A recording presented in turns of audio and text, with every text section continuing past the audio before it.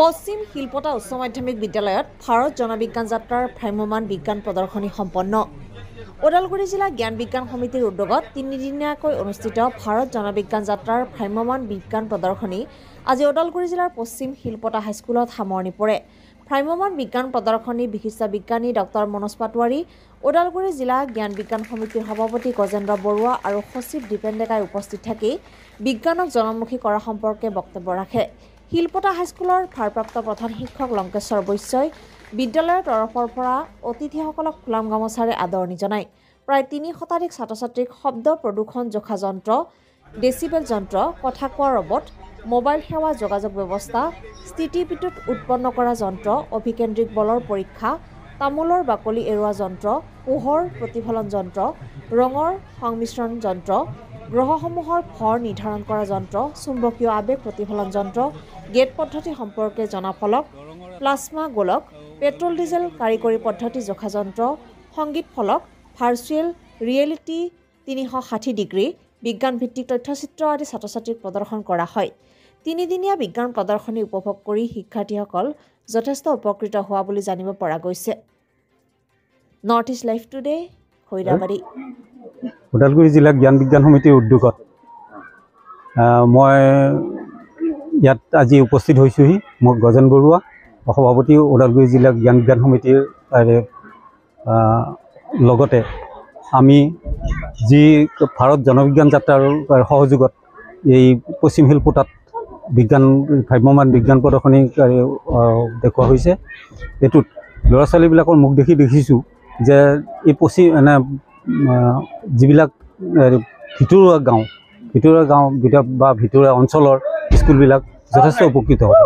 আৰু আমি তিনিদিনীয়া কাৰ্যসূচীৰে আমি পশ্চিম শিলপতা হাইস্কুলত এই কাৰ্যসূচীটো সম্পূৰ্ণ কৰিলোঁ।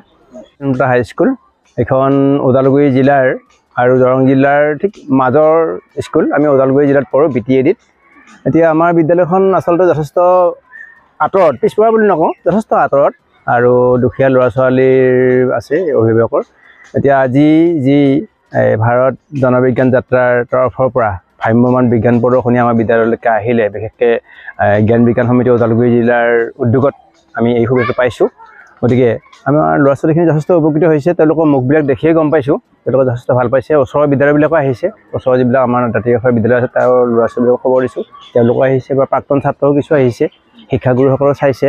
গতিকে ইয়াত যথেষ্টখিনি তেওঁলোকে বিজ্ঞান সম্পৰ্কীয় যথেষ্টখিনি বস্তু দেখা পায়, যিবিলাকে নেকি ভৱিষ্যত জীৱনত তেওঁলোকক বিশেষকৈ ছায়েন্স ষ্ট্ৰীমত যদি পঢ়ে তাত যথেষ্টখিনি সহায় কৰিব মই ভাবোঁ। আৰু এনেকুৱা এটা ব্যৱস্থা বিদ্যালয়ৰ লগতে আমাৰ বিদ্যালয়ৰ অন্যান্য বিদ্যালয়তো হয়, চৰকাৰৰ তৰফৰ বা বিজ্ঞান সমিতিৰ তৰফৰ পৰা কৰে। মই ভাবোঁ আমাৰ নিচিনাকৈ সেই বিদ্যালয়বিলাকেও যথেষ্ট এটা সুবিধা পাব। মই নৱমানৰ ছাত্ৰী। আজি আমাৰ বিদ্যালয়লৈ অহা ভাৰত জনবিজ্ঞান যি প্ৰদৰ্শনীমূলক ভ্ৰাম্যমাণ যাত্ৰা, তাত আমি বহুতো বস্তু দেখিবলৈ পাইছোঁ বা শিকিবলৈ পাইছোঁ।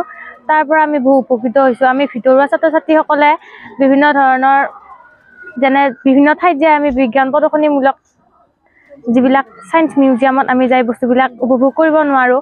আমাৰ বিদ্যালয়লৈ অহাৰ বাবে আমি সকলো ছাত্ৰ ছাত্ৰীয়ে চাব পাৰিছোঁ।